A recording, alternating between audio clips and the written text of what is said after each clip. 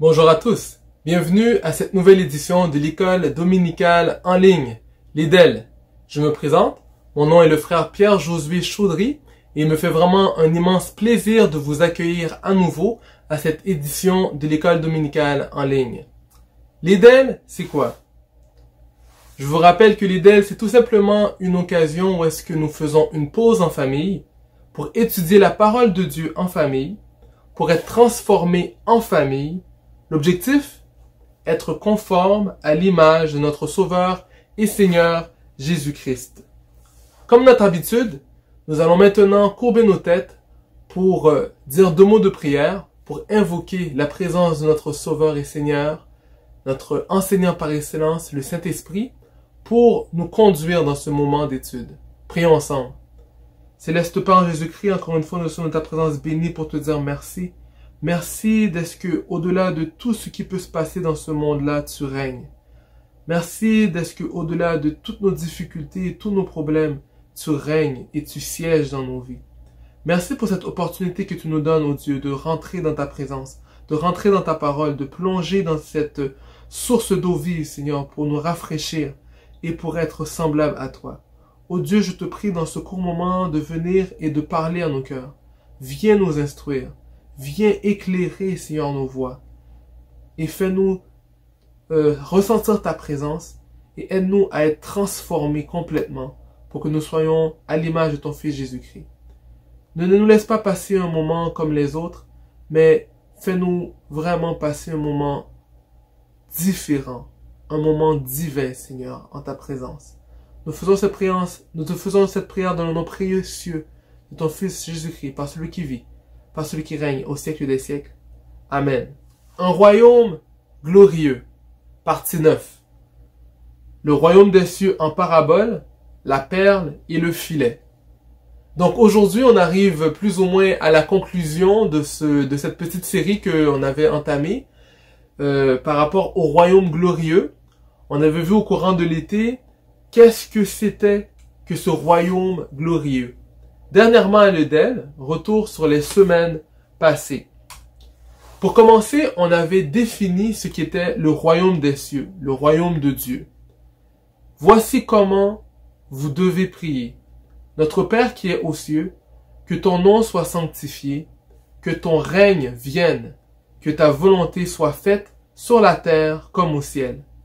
Donc dans cette prière, on avait vu que l'importance, la première prière que nous devons faire à Dieu, c'est que le règne de Dieu vienne. Donc le royaume de Dieu, en d'autres termes, on l'avait défini comme étant le règne de Dieu qui s'établit dans le cœur des croyants. Donc, le royaume de Dieu, c'est quoi? C'est le règne de Dieu qui s'établit dans le cœur des croyants. Pour poursuivre, on avait défini la glorification ou bien la gloire. Objectif, glorification. On avait défini que l'objectif ultime de tout ce qu'on faisait, c'était la gloire de Dieu. Or, si nous sommes enfants, nous sommes aussi héritiers. Héritiers de Dieu et co-héritiers de Christ. Si toutefois nous souffrons avec lui, c'est afin d'être glorifiés avec lui. Il y a un but à tout ça. Le but, c'est d'être glorifié comme notre exemple, notre Sauveur et Seigneur Jésus-Christ. Ensuite, nous avons vu la nécessité d'entrer dans le royaume. Pour entrer dans le royaume, il était nécessaire de changer de paradigme, de changer notre point de vue. Donc on avait vu l'importance de changer notre point de vue de la fourmi pour aller voir plutôt le point de vue céleste, le point de vue vu d'en haut. Jésus répondit en vérité, je te le dis en vérité, si un homme ne naît d'eau et d'esprit, il ne peut entrer dans le royaume. Donc, naître d'eau et d'esprit, c'est naître de la parole de Dieu, c'est changer de paradigme. Après ça, dans cette série, on avait vu comment est-ce que le roi de ce royaume décrit son royaume. Jésus décrit le royaume des cieux. Le royaume des cieux est semblable à. Donc, c'est là qu'on avait commencé à voir les paraboles. Les paraboles, c'est quoi? Qu'est-ce qu'une parabole? On avait vu qu'une parabole, c'est une forme littéraire et un mode de transmission de connaissances. La parabole, c'est une figure de rhétorique consistant en une courte histoire qui utilise les événements quotidiens pour illustrer un enseignement, une morale ou une doctrine. Donc Jésus utilise ce style-là pour parler, pour enseigner. Donc Jésus utilise des paraboles. Il y a 7 paraboles qui sont présentées dans le livre de Matthieu au 13e chapitre. On a déjà vu les 5 premières et aujourd'hui je vous propose de conclure cette série avec les 2 dernières. Donc on avait vu la parabole du semeur, la parabole de l'ivraie, la parabole du grain de senevé, la parabole du levain, la parabole du trésor caché et aujourd'hui nous allons voir la parabole de la perle et finalement la parabole du filet. Mais je veux vous rappeler que l'objectif, c'est vraiment de comprendre le royaume des cieux. Pourquoi est-ce que Jésus a utilisé ces paraboles? C'est pour qu'on puisse comprendre le royaume des cieux est semblable à. Sans plus tarder, un royaume glorieux partie 9, le royaume des cieux en parabole, la perle et le filet. Pop quiz. Question. Jésus nous donne cet ordre. Et quand vous irez, prêchez, disant, le royaume des cieux s'est approché. Quelle est donc cette référence? D'autres versions vont dire, quand vous allez prêcher, dites, le royaume des cieux est proche. Pouvez-vous me donner la référence? La réponse, avant la fin de cette étude. Bonne recherche. Nous pouvons maintenant commencer la parabole de la perle. La parabole de la perle se retrouve Matthieu 13 à partir du verset 45. Elle comptait juste 2 versets. Je vais le lire pour vous. Le royaume des cieux est encore semblable à un marchand qui cherche de belles perles. Il a trouvé une perle de grand prix et il est allé vendre tout ce qu'il avait et l'a acheté. La parabole de la perle.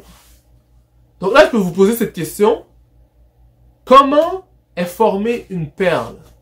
Pourquoi est-ce que la perle a autant de valeur? Donc là, avec une recherche rapide, ou bien peut-être que plusieurs d'entre vous le savaient déjà, une perle, c'est tout simplement un grain de poussière qui entre dans une huître.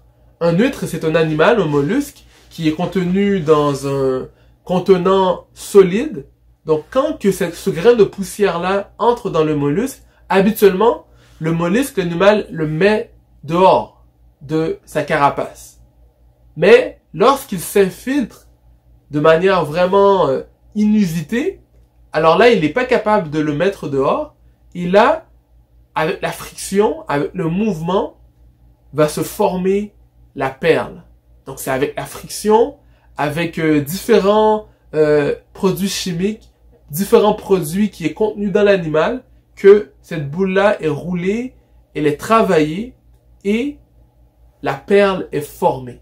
C'est vraiment quelque chose qui arrive pas souvent, c'est vraiment quelque chose de spécial, d'où l'importance et la valeur de la perle. Comme on avait vu avec les autres paraboles, on va essayer de comprendre quels sont les éléments qui sont dans cette parabole et quelle est leur signification. Parce qu'on avait vu qu'il était très important de comprendre les paraboles pour qu'elles puissent porter du fruit et qu'on puisse vraiment rentrer et comprendre ce qu'est le royaume de Dieu.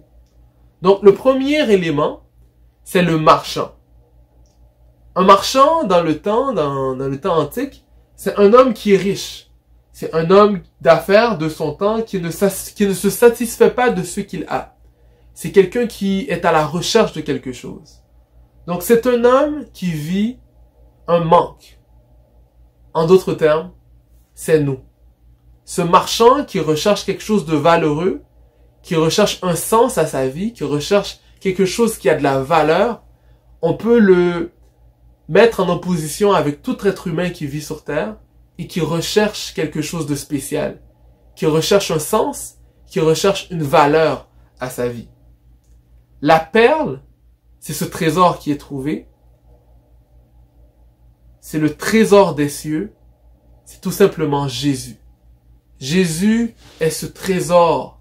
C'est cet élément qui a le plus de valeur dans le ciel qui est offert aux croyants. Le grand prix, c'est la valeur. Donc, sa valeur est très grande. Qu'est-ce qu'elle vaut dans cette parabole? Elle vaut tout ce qu'on possède. Le marchand a vendu tout ce qu'il possède pour obtenir la perle qui est Jésus-Christ. Donc, l'action qui est proposée dans cette parabole, c'est de tout vendre, de tout donner. Est-ce que vous êtes prêts à tout donner pour Christ? Parce qu'il y a plusieurs illustrations qui sont faites dans le Nouveau Testament et Jésus dit souvent que la personne qui touche le royaume, qui touche la charrue, ne peut pas retourner en arrière. Elle n'est pas digne du royaume des cieux si elle touche et elle regarde en arrière. Si elle touche et garde quelque chose en elle. Si on ne vend pas tout, on n'est pas digne du royaume. L'histoire d'Ananias et Saphira revient encore. Ils avaient gardé une part du champ. Parce qu'ils ne voulaient pas tout donner à Dieu. Donc, c'est la question que je vous pose par rapport au royaume des cieux. Vous qui voulez bénéficier tous les avantages du royaume, vous qui voulez avoir accès à Jésus-Christ, le roi de ce royaume, êtes-vous prêt à tout laisser tomber, à tout vendre, à tout donner ce que vous avez de plus valeureux pour obtenir Jésus, pour obtenir cette perle de grand prix? Parce que, comme on l'a vu, c'est ça le royaume des cieux.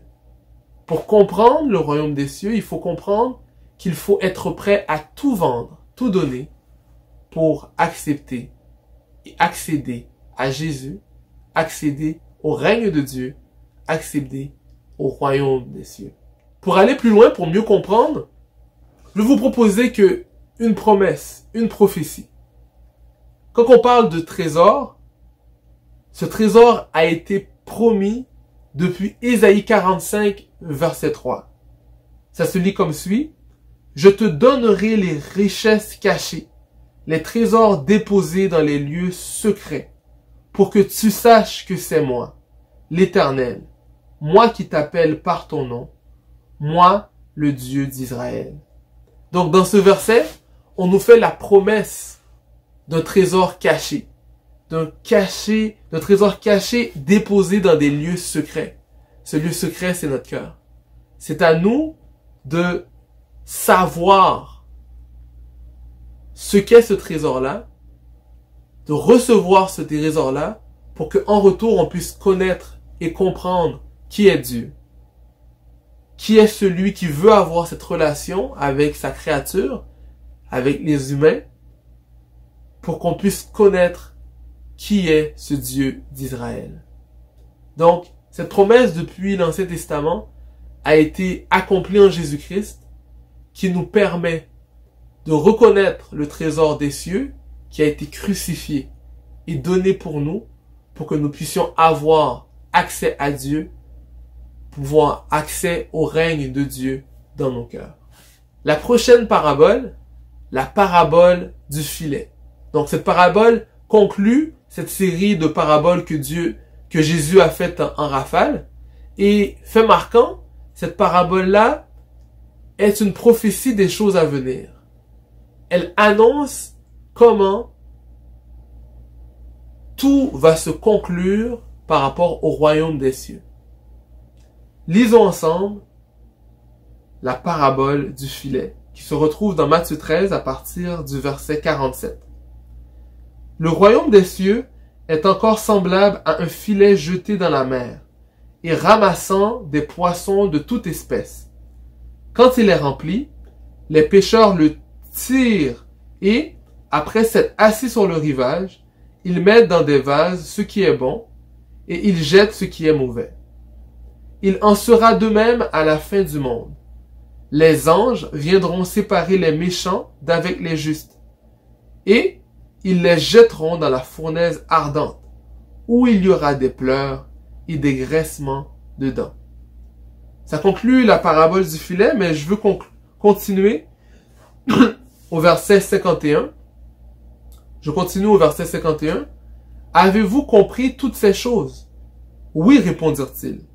Et il leur dit, c'est pourquoi tout scribe instruit de ceux qui regardent le royaume des cieux est semblable à un maître de maison qui tire de son trésor des choses nouvelles et des choses anciennes. Lorsque Jésus eut achevé ses paraboles, il partit de là.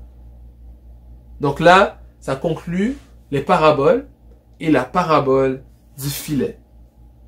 Comment est-ce que la parabole du filet peut nous expliquer comment est le royaume des cieux? Qu'est-ce qu'est le royaume des cieux? Donc, j'ai fait les analogies pour essayer de comprendre cette parabole. Pour commencer, j'ai présenté le filet. Comment est présenté le filet? C'est tout simplement les églises qui sont conçues pour attraper les poissons, les croyants. Donc, la mer, c'est tout simplement le monde. C'est toute la planète qui est sujet, qui est invité à recevoir le message de Jésus-Christ. Les poissons, ce sont les croyants qui sont dans les églises.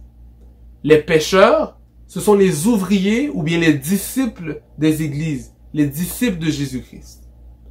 La fin du monde, ça représente quoi? C'est le grand jugement du trône blanc.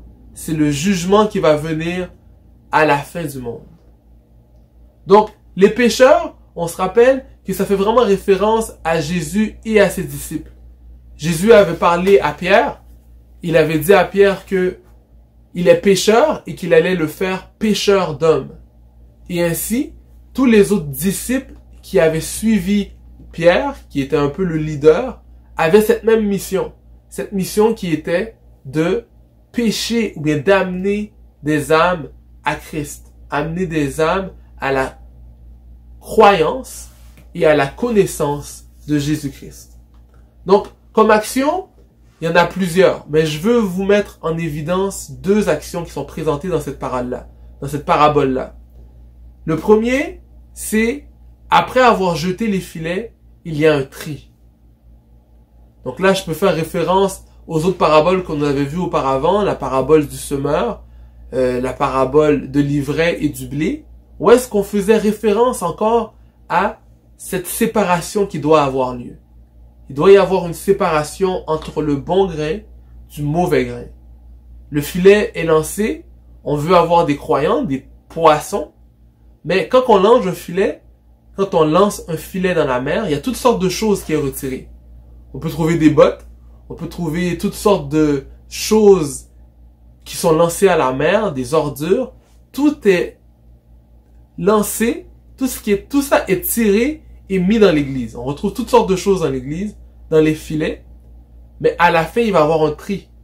On nous dit que ce sont les anges qui vont faire ce tri-là. Et, faites à noter,